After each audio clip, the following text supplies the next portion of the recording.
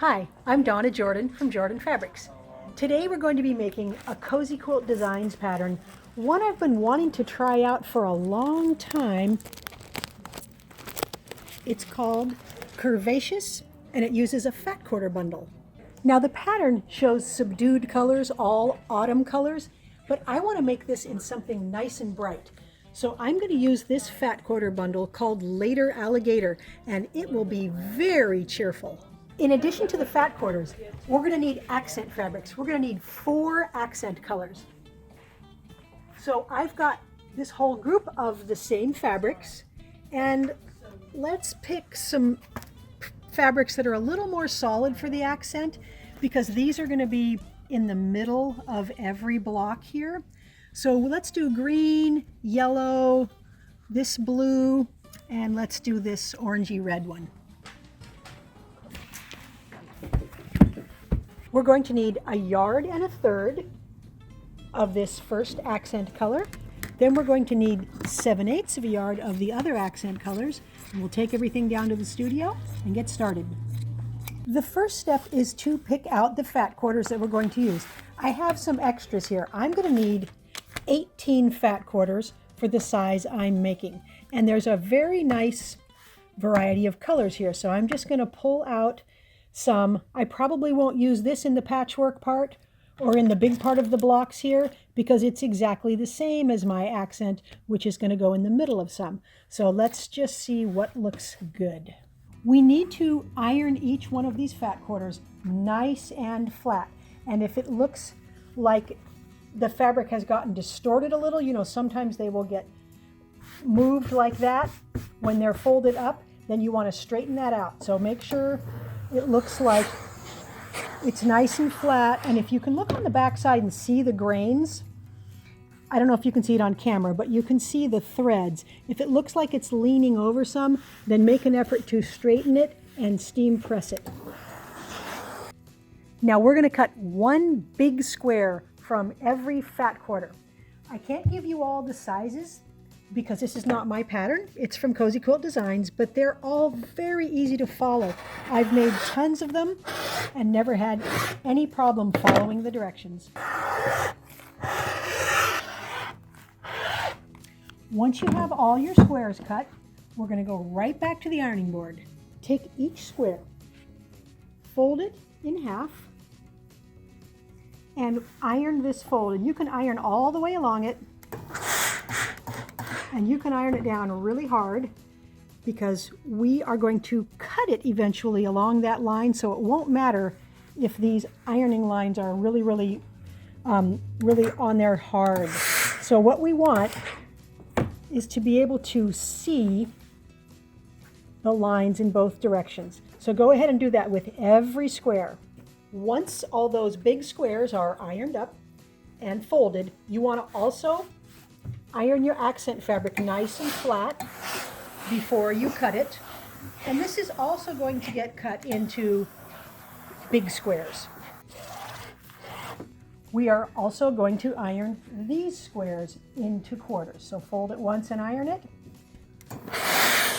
and then fold it again and iron it. Once you have all those ironed up, you need to make a template to cut those into circles. The pattern comes with these template pieces. Now you can cut around here and use those, but I find it a lot easier if you transfer that to something that's stiffer. I like to use a manila folder because I always have these around, but there is plastic template material that you can use instead. Take one of your squares, keep it folded, and put your template right in the corner here, and hold it down, and just use your rotary blade, and it's pretty easy to cut right around here. The manila folder is holding that fabric down, and I just try to go slow and smooth all the way around. Now we've got a perfect circle. So I'm going to go ahead and cut up all my accent fabrics in all the colors into circles. Now we've got 2 stacks here. We've got our backgrounds and we've got our circles. So take one of your backgrounds and open it up. And then take a circle that's in a contrasting color here, and we're going to open it up. And we're going to line up these fold lines. And then that way we know that the circle is going to be centered on this background. And we're going to take this right over to the sewing machine. So let me show you something about these folds. 3 of these folds have the mountain, and 1 of the folds has the valley. So you want to line up the valley with the valley on your background, because that makes it easier for these to lay really, really flat.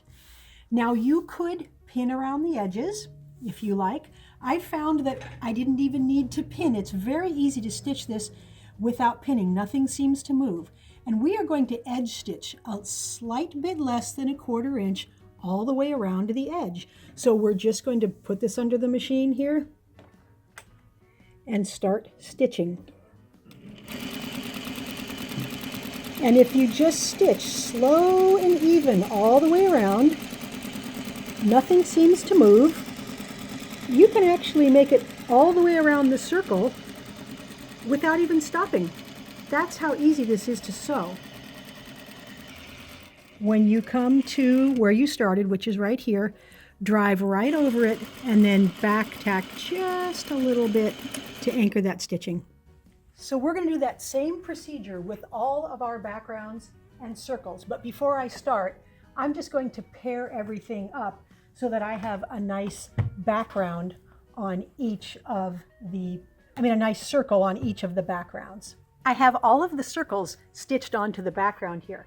Now we need to trim away the layer of background. And so we're going to pick up just that layer. So I've got this separated from the circle, and I'm going to make a little snip in it. Oops, I've lost it already. It's kind of tricky to get these apart. There, we've got just one layer. And I'm going to make a little snip.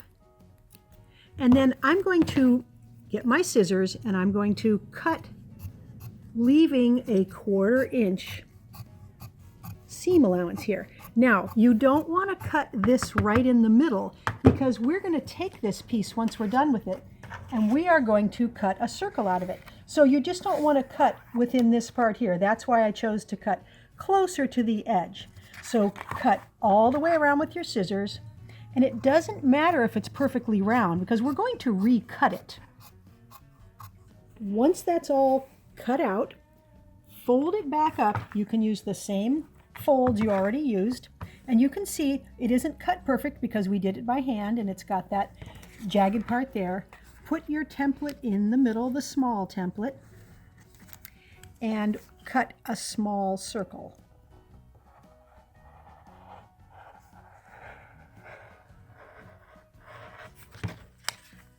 So we're going to do this with all of our blocks here. I have all of the circles cut out from the backgrounds, and now we're going to take these circles and we are going to open them up and we're going to set them on top, and we're going to use the same method for stitching them on.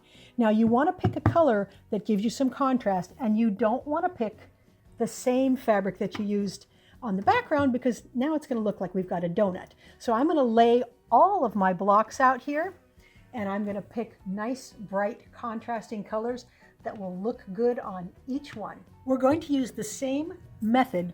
We're going to put the mountain of the folds here on top of the mountain here, and the valley on top of the valley. Get it all lined up and use exactly the same method to stitch it on. Now I'm using thread that is the same color. You could use a contrast thread. I've switched threads every time I've switched my center fabric, so I've got 4 different thread colors I'm using. Now we're going to want to iron this nice and flat. Now we can iron out those folds. This will also flatten it out if you're stitching. Sometimes the stitching will pull the fabric a little bit, and this will make sure it's nice and flat. And then we're taking it right over to the cutting board, and we're actually going to be cutting it right on those fold lines.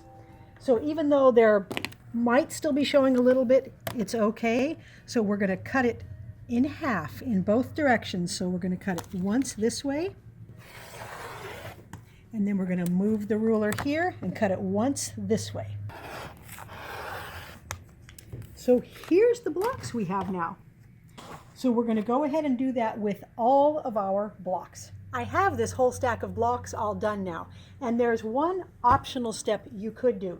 The pattern doesn't say you have to, but you might want to. So this layer back here, you can just leave it, but it's pretty easy to flip it over and just cut this down to 1/4 inch also. It won't hurt anything if you leave it there, but it makes the quilt a little bit heavier. Now we're ready to lay all the blocks out. This is really the fun part. So we're going to start our first row. We're going to put the center of the circle on the lower right. Then we're going to put the center of the circle on the upper right. So this row, I'm just going to keep going lower right, upper right, all the way across. The next row is going to be lower left and upper left, and then lower left, and then upper left. So I'm going to go ahead and lay out all of the blocks using this formation. And then when I'm done, I'm going to go ahead and do some trading around, because I might not want to have 2 of the same fabrics up next to each other. So then I will just do a trade like this. Of course, that means those 2 are next to each other, so I might do a trade like that. But I'm going to keep moving them around till I get the whole quilt laid out. I have all of the blocks laid out. This is a very happy, cheerful quilt. So I'm just going to stitch them in rows. First row will have the seam allowances going to the right. Second row will have the seam allowances going to the left. Then I can get all the rows stitched together, put a couple borders on, and load it onto the long arm. I have the quilt on the machine, and we need to pick a thread color. I've got all these nice bright selections here. Yellow will show the least. It might show a little bit on the blue. Orange is going to blend in, except for on that yellow. Same with red. I really think green is going to look the best. For the quilting pattern, I'm going to use one called Scribble. It really does look like someone scribbled it, and I really like this on kids' quilts.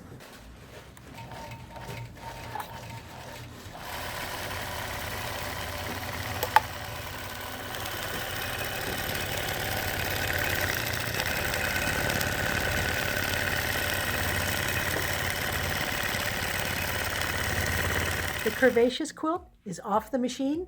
It's all done. This is really big. It's 69 by 93, so that's a large twin size. I love how the curves make all that movement, especially in these bright colors. Now, the method I used with just the edge stitching with the raw edge, you can see that the quilting machine turns it over here and there, and that's good. I wanted that to happen. When I wash this, all this is going to curl up a little more and give a nice rough look.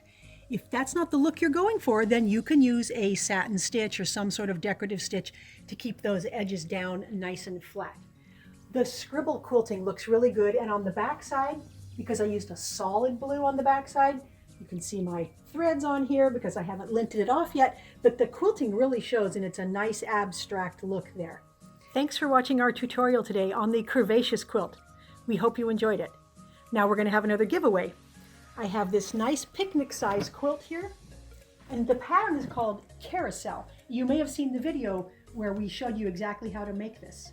So this is really easy to enter our giveaways. All you have to do is click that link below that says giveaway and put in your email address and your name. And remember, this is open to everyone worldwide. Good luck. Now, if you don't want to miss any of our upcoming videos, be sure to subscribe to our YouTube channel. Happy quilting!